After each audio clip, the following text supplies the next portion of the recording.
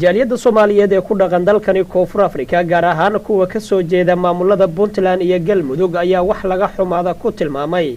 dagaalada aan dhamaadka lahayn ee ku soo laalaabtay magaalada Gaalkacyo ee xarunta gobolka Mudug iyagoona labada dhinac ugu baaqay inay joojiyaan colaadaha ka aloosan halkaasi isla markaana wada hadal ku dhameeyaan madmadowga soo kala dhexgalay dadka halka wada dega walaalaha intooda mas'uuliyaddu ay saaran tahay ama maamul ha ahaadeen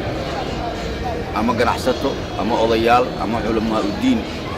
waxaan ka codsanayaa inay u istaagaan sidii loo jooji lahaay dagaalka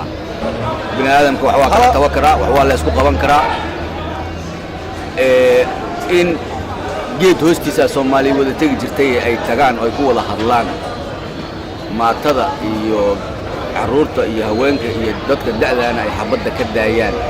taas baan codsanayaa dadka shacabka oo ku nool oo walaalaha ah oo abtiga iyo hooyada iyo habaryarta iyo eedada isu wada ah oo wiil iyo habaryartiisa iyo wiil iyo abtigiisa iyo wiil iyo eedadiisa ah dhibaatada dhex taala xabad dhiig in lagu daadiyo qof islaamana raalli kama nihin dhinac ayagana gali maayaan ilaahayna waxaan uga codsanaynaa ilaahay inuu naga qaboojiyo waxaan aad iyo aad ugu baaqaynaa maamulada Galmudug iyo Puntland in ay ka waantoobaan oo meesha waxa ku dhimanaya waa walaalahood waxa ku dhimanaya waa waalidiintooda waxa ku dhimanaya waa gabdhood iyo carruurtooda aniga magacaygu yahay Kays Ibrahim Maxamed aan ugu baaqayaa dagaalka ka socda Gaalkacyo oo dhex maraya labada maamul Puntland iyo Galmudug si shuruud la'aan ay ku joojiyaan dadka waxaan leeyahay dagaalka nabad ku bedesha xilli la dagaalamo waa laga soo gudbay dibkiisana waa arag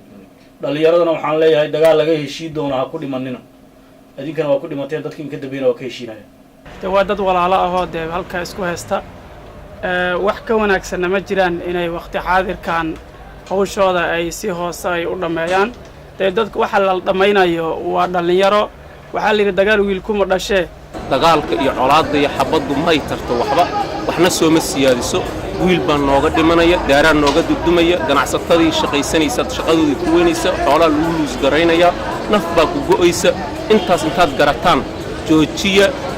ilaahay uga cabsada dawladda federaalka ah mudug iyada kala qaybiday iyada laba maamul u kala sameeyay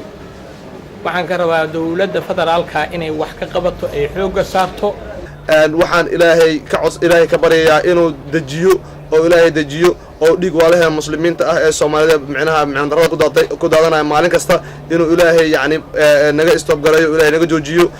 in ka badan 25 sano ayaa xasarado iyo colaado sokeeye waxa ay ragaadiyeen dalka Soomaaliya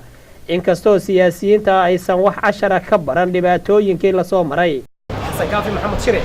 telefishinka caalamiga Universal magaalada Cape Town